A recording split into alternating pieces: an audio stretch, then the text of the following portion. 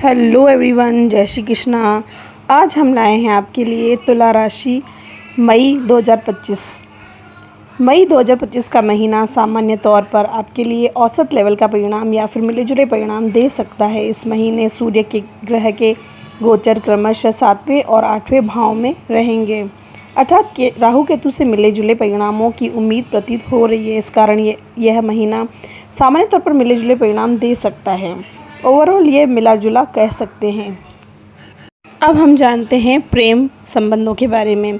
Love life में सब कुछ अच्छा रहे यह ज़रूरी नहीं, लेकिन महीने के दूसरे हिस्से में काफ़ी कुछ अनुकूलता आपकी लव लाइफ में देखने को मिल सकती है। ऐसा ही इशारा प्रेम के कारण कारक ग्रह शुक्र के द्वारा में भी मिल रहा है, क्योंकि शुक्र रहेंगे तो उच्च अवस्था में जो अनुकूल बात है, लेकिन छठे भाव में रहेंगे यह कमज़ोर बात है।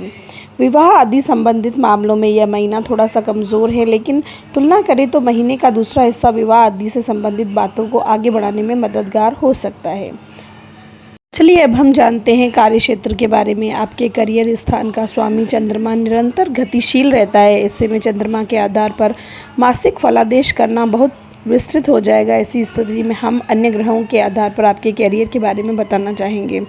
नौकरी पेशा लोग वरिष्ठ के साथ तालमेल बिठाने में पीछे रह सकते हैं, अथवा सहकर्मी आपको नुकसान पहुंचाने की कोशिश कर सकते हैं।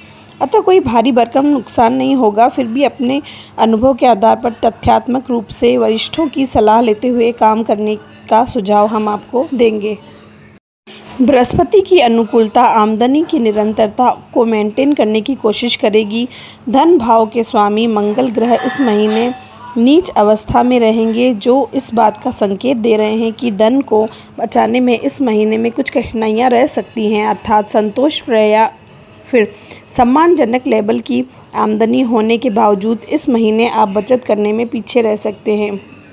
यहाँ तक कि बचत किए हुए धन को आप दूसरी जगह पर भी लगा सकते हैं, निवेश कर सकते हैं। इसीलिए बेहतर होगा कि इस महीने नए सिरे से कोई बड़ा निवेश ना किया जाए, जिससे धन सुरक्षित बना रहे। कहने का तात्पर्य आर्थिक मामलों में यह महीना आपको मिले जुले परिणाम देता प्रतीत हो रहा है।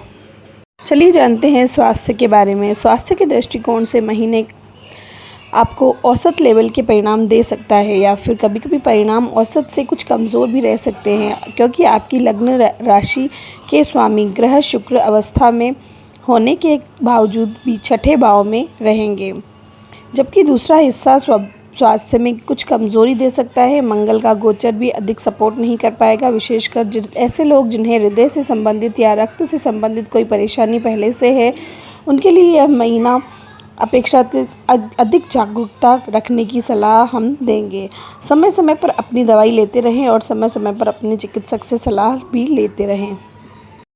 पारिवारिक मामलों में इस महीने कुछ विसंगतियां देखने को मिल सकती है। यदि आप बड़े बुजुर्गों की सलाह से काम लें तो परिणाम संतुलित बने रहेंगे। भाई बंधुओं के साथ भी इस महीने औसत लेवल के संबंध रह सकते हैं। किसी बात पर भाई बंधु नाराज़ हो सकते हैं, जिन्हें सम्मान मनाने की स्थिति में मामला शांत भी हो सकेगा।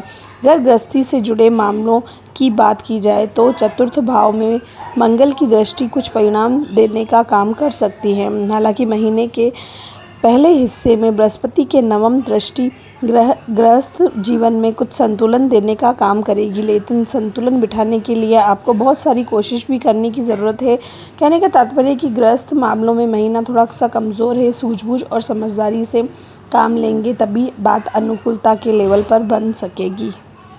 अब हम जानते हैं कुछ उपाय। माँ दुर्गा की पूजा का आराधना करें, कन्याओं का पूजन और उनका आशीर्वाद लें, नियमित रूप से हनुमान चालीसा का पाठ करें।